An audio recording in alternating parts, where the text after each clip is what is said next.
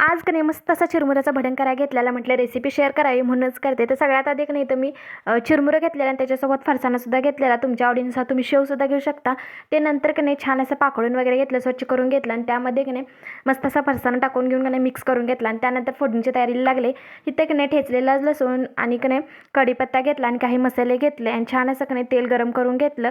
छान तेल गरम झाल्यानंतर की नाही त्यामध्ये जिरं मोहरीची फोडणीसुद्धा टाकून घेतली आणि की नाही कढीपत्ता आणि ठेचलेले लसूणसुद्धा की नाही तेलामध्ये छान तडतडू दिला आणि त्यामध्ये की नाही मी शेंगदाणे टाकलं नव्हतं. तुम्ही शेंगदाणे आमच्या घरात की नाही शेंगदाणे कुणाला आवडत नाही, त्यामुळे मी म्हणून की नाही तुम्ही टाकले नव्हते. आणि यामध्ये की नाही फुटाणेसुद्धा टाका आणि खोबऱ्याचे कापसुद्धा की नाही खूप छान लागतात.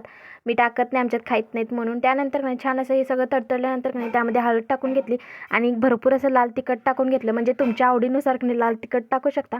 आणि हे मिश्रण सगळं की नाही चिरमुऱ्यामध्ये की नाही वरून टाकून घेतलं आणि छान मिक्स करून घेतलं आणि वरतून की नाही थोडंसं चवीनुसार मीठ आणि पिठी साखर टाकून घेतली. साखर तशीच टाकायची नाही, कारण नाही ते छान लागत नाही, त्यामुळं की नाही अशी पिठी साखर करून टाकायची.